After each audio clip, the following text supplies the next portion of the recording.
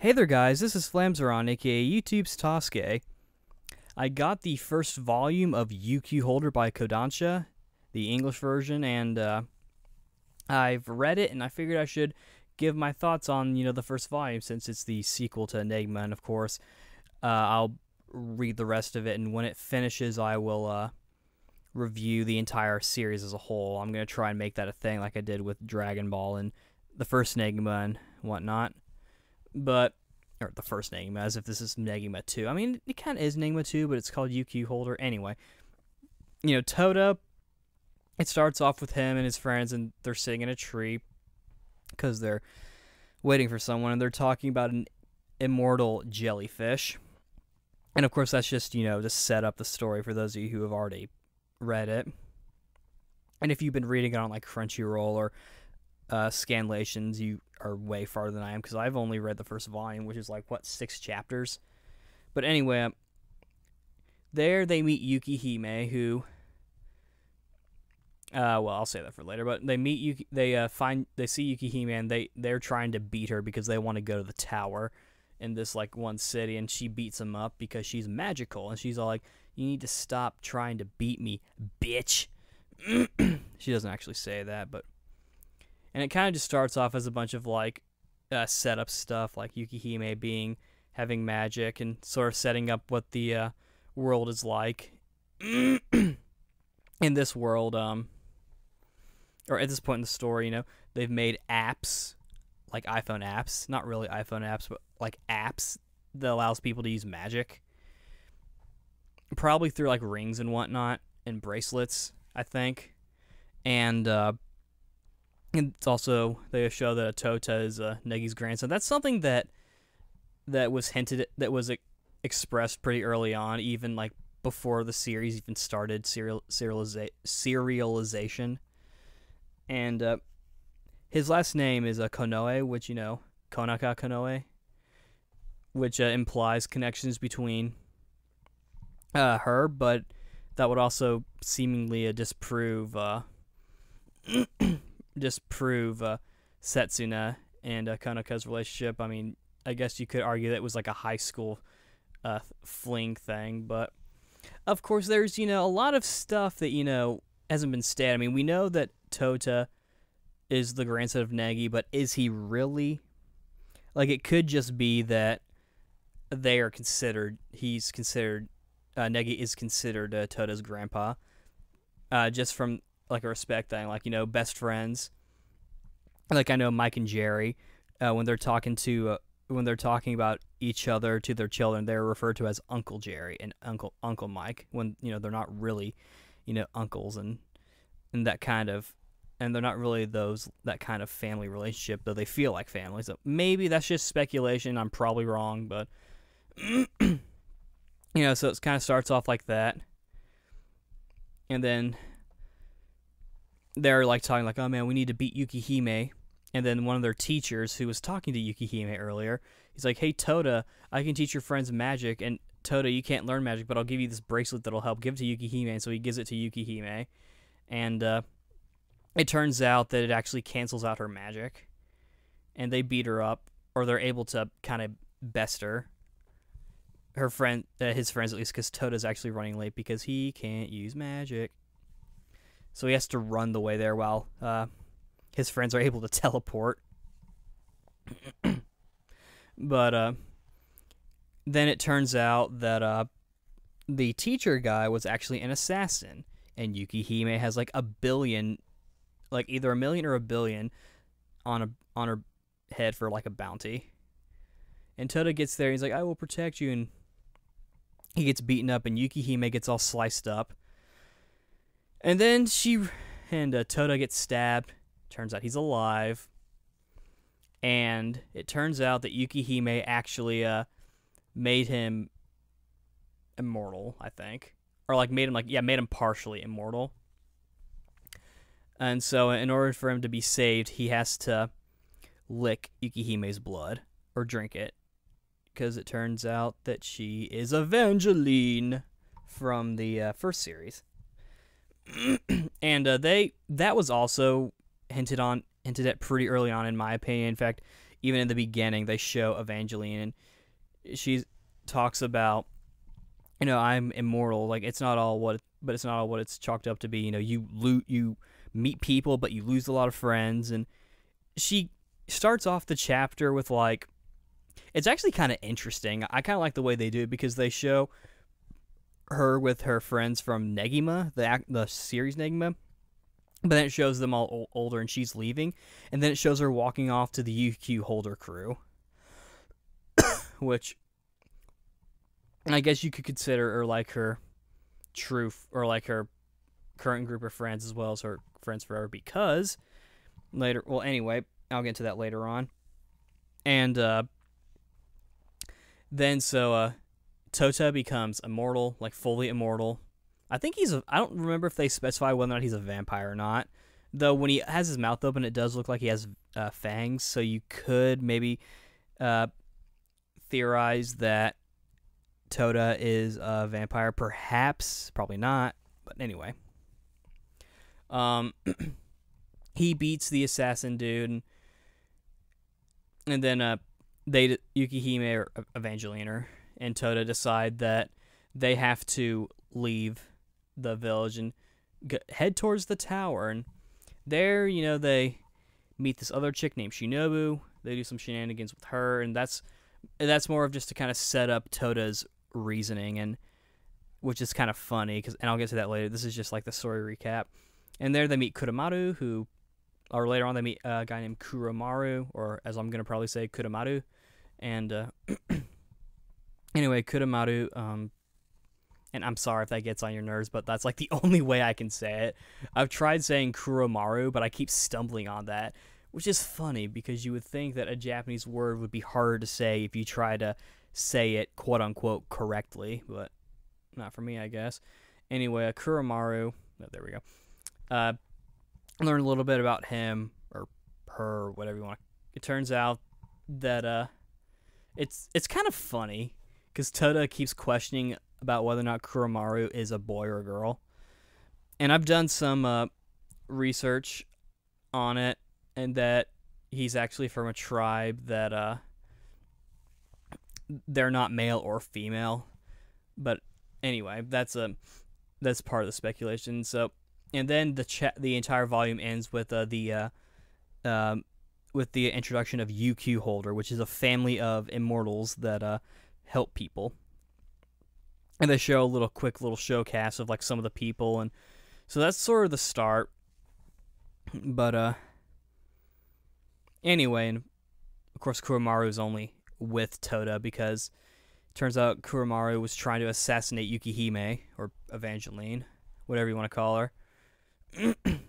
And then like Tota beats him, and Tota forces him to sign a friendship contract in blood. So he's contractually obligated to be his friend. It's funny. I mean, of course, how these stories go.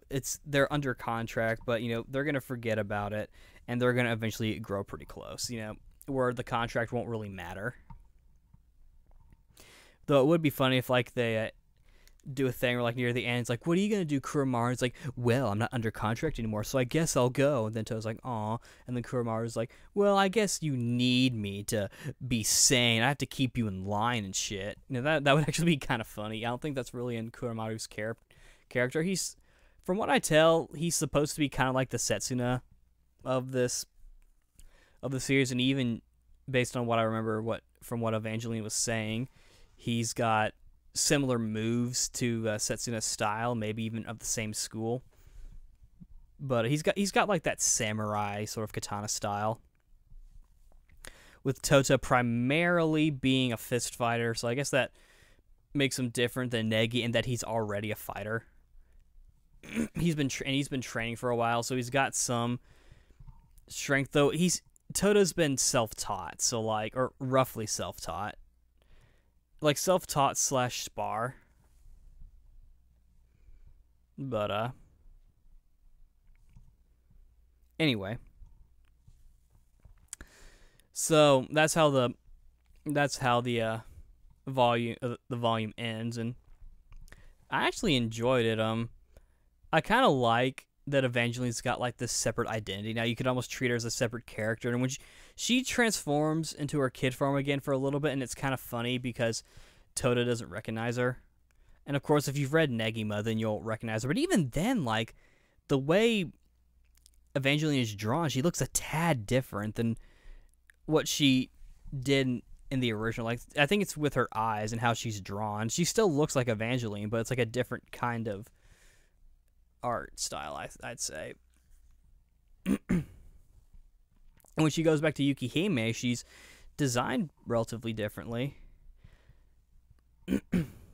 And I believe she takes pills for it, which I think is kind of lame. I kind of like the idea of her actually having like an adult body or an adult form that she can transform into. But anyway,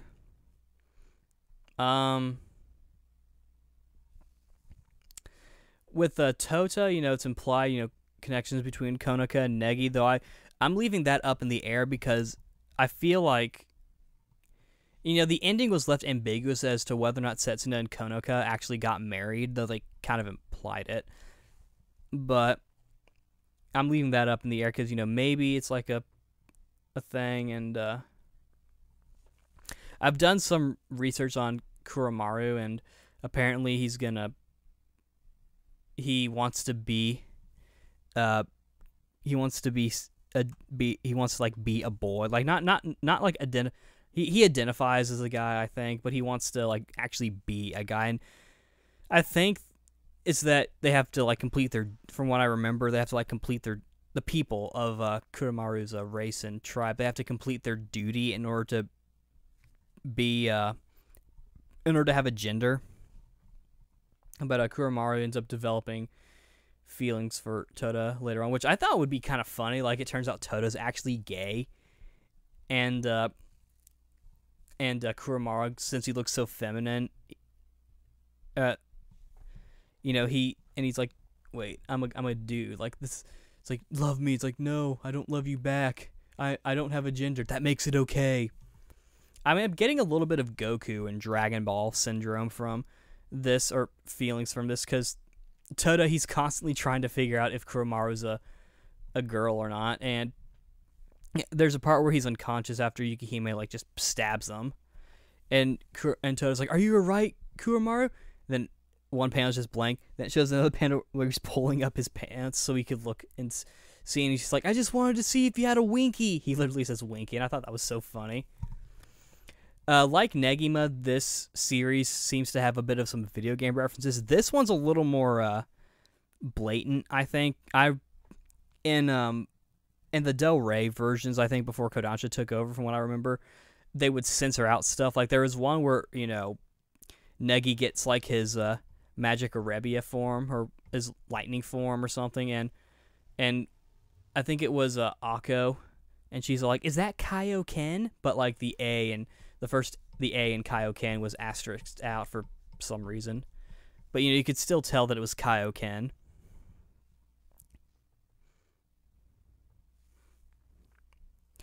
In this Tota references Castlevania.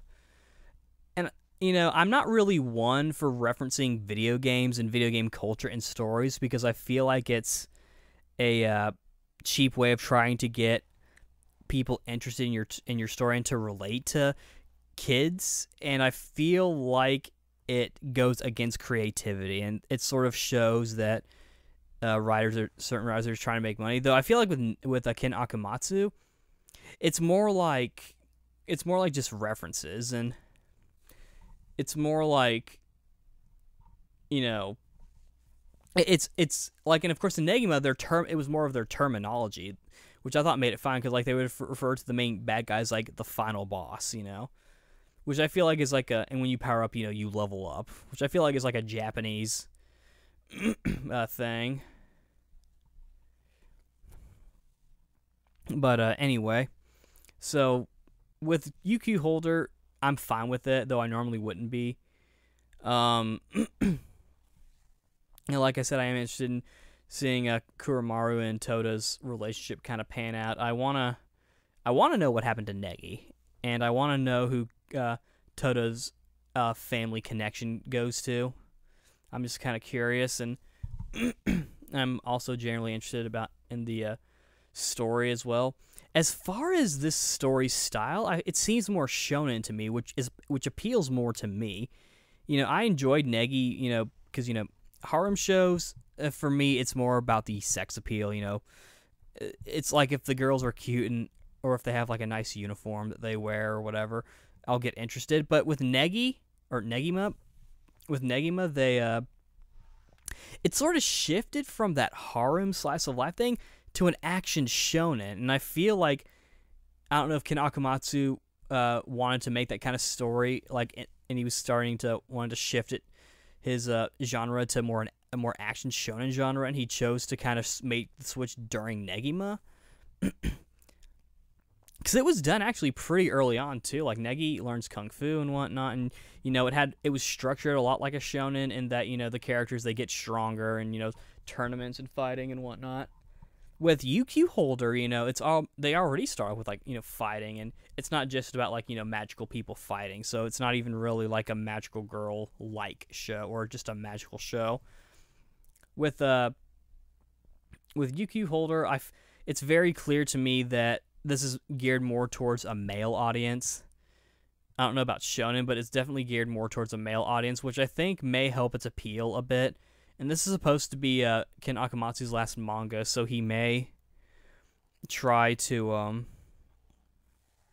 he's probably trying to make it as best as he can. So I don't know if he's trying to shift genres, or if he actually was trying to shift genres or not. But what I could probably assume, and what I believe, is that he definitely wants this to be better than Negima.